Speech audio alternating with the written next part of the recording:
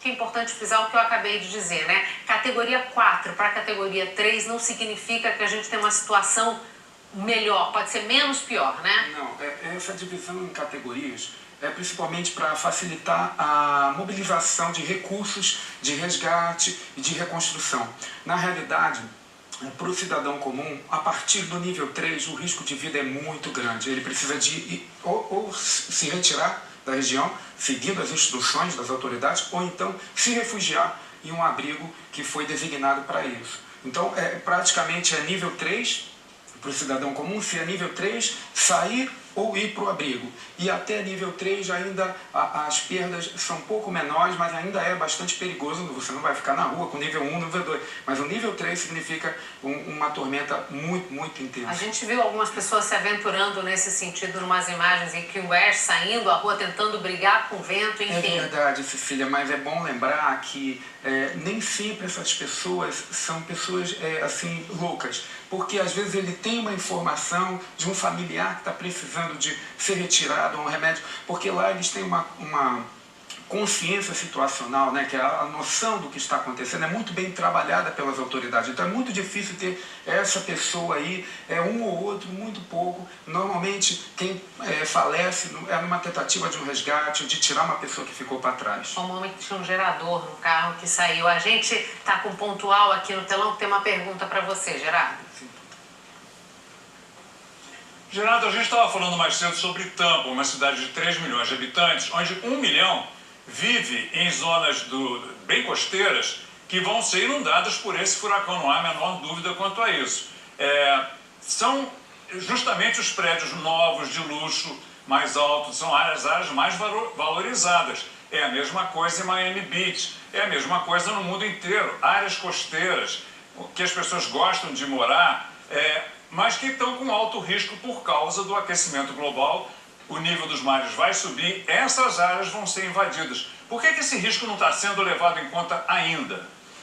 Olha, na verdade, tudo é uma questão de critério de projeto. Então, o projetista nos Estados Unidos, de residências ou de até mesmo shoppings, nos shoppings já é um outro tipo de construção, mas ele trabalha querendo construção rápida, limpa e com custo lá embaixo. Ah, mas se houver uma chuva na minha casa, eu vou perder minha casa.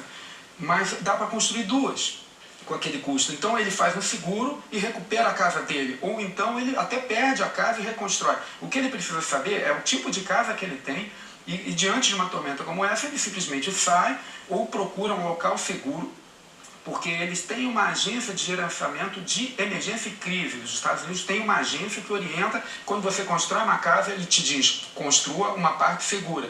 E você pode ficar nesse abrigo se for pego de surpresa, ou então você vá para o abrigo destinado. Então, há entendimento de que essas construções lá são feitas de uma maneira frágil, realmente, para nós, como eu já disse eu até prefiro a construção em alvenaria, como engenheiro brasileiro, mas eu entendo como eles trabalham com isso. Eles fazem um seguro e reconstroem também muito rápido. Muita gente ou vai para debaixo da casa, tem um porão do lado de fora, acaba construindo um abrigo secundário para se proteger mais. Dentro das normas técnicas. Diga.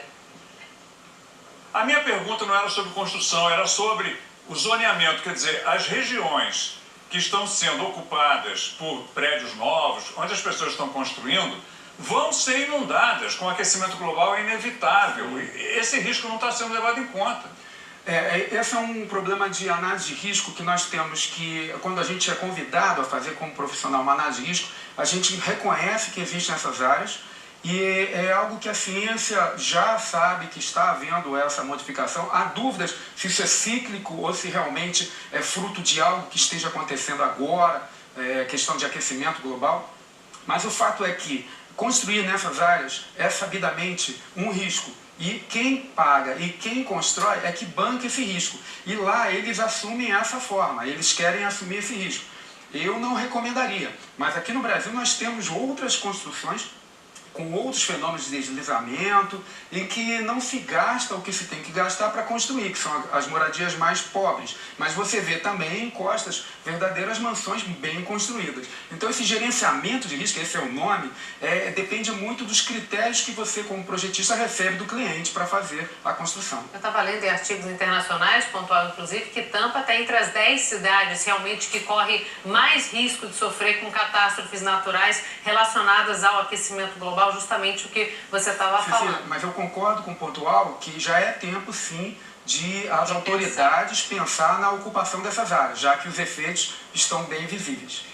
Gerardo, falando agora no pós-furacão, né? O governador do estado da Flórida já deixou claro que nada está resolvido depois que os ventos passarem. É aí mesmo que começa uma nova etapa. Obviamente que a prioridade é você tentar salvar pessoas, né? Como é que se dá o desenrolar? Qual o protocolo geralmente que deve ser seguido depois que o furacão passa? O atual momento ainda é de prevenção e resgate, mas é uma oportunidade ímpar de nós observarmos o que é uma cultura de segurança forte. Então, a questão da surpresa, ela não existiu, né? Não está existindo. Todo mundo sabia que ia acontecer algo de muito forte na região.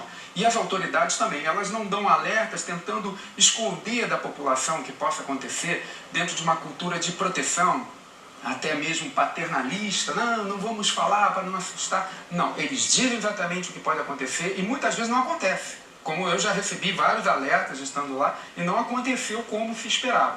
Mas eles têm, sim, toda essa categoria, eles vão avaliar em que local cada categoria de evento ocorreu e vão ter uma resposta compatível. Isso é feito dentro de regulamentação muito bem organizada, de modo que, bom, se esse aqui for atingido por uma categoria 2, eu vou mandar esses recursos, eu vou agir dessa forma. E eu tenho o desligamento da parte elétrica, o desligamento de utilidades em geral, água, etc., para preservar essas próprias instalações. Depois eu retorno de uma maneira planejada. Eu vou verificar se está recuperado, se eu vou causar um curto, se eu não vou matar mais gente, se eu energizar, e aí sim eu recupero. E vou então recuperando é um passinho a passinho até você tomar conta de tudo. Pontual, eu fiquei sabendo que você tem uma imagem da Baía de Tampa.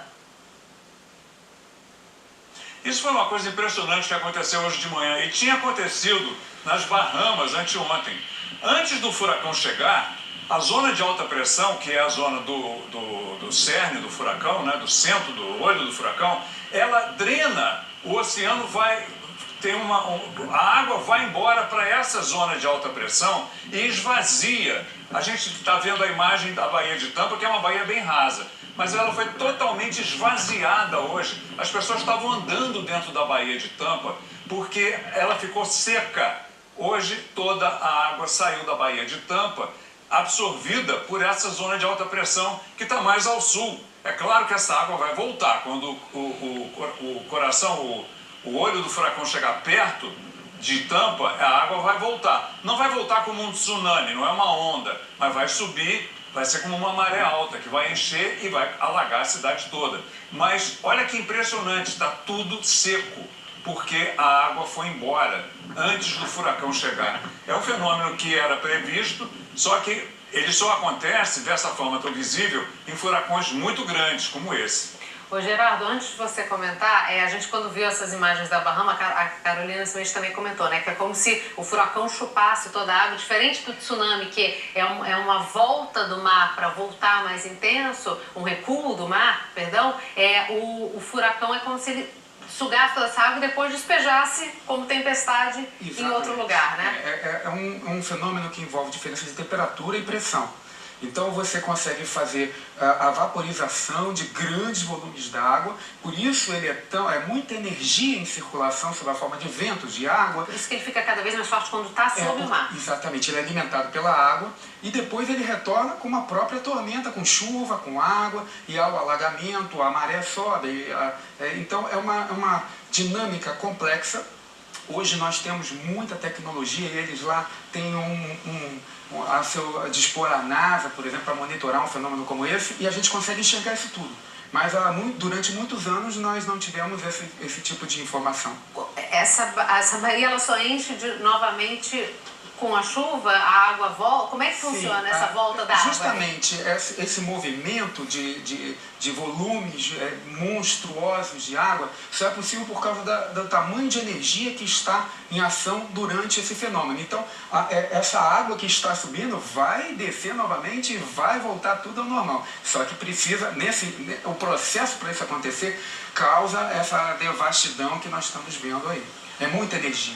Gerardo e Pontual, vou mostrar só mais uma imagem muito curiosa que a gente também viu aí, os flamingos sendo direcionados para um espaço, esse flamingo que é um símbolo do estado da Flórida, eles sendo direcionados para um cubículo específico, porque você também tem que proteger a fauna, né, os zoológicos, os animais que estão ali, para eles também não serem carregados com a força do furacão, né? Mais uma vez, se os flamingos estão sendo lembrados, é porque as pessoas também já foram lembradas. Então, esse é o privilégio de se trabalhar com a prevenção e com uma sociedade em que todos trabalham em conjunto, não só as autoridades, no enfrentamento de uma tormenta como essa. Imagine você receber uma notícia que vai ter um grande temporal, mas não tem informação se vai alagar, se não vai, por onde vai passar. Então essa é a oportunidade de aprendizado que nós temos aí com toda essa preparação grandiosa. Olha, a gente vai fazer um rápido intervalo e volta já já com Jorge Pontual e Gerardo. Já já você faz sua pergunta, Pontual. Até já.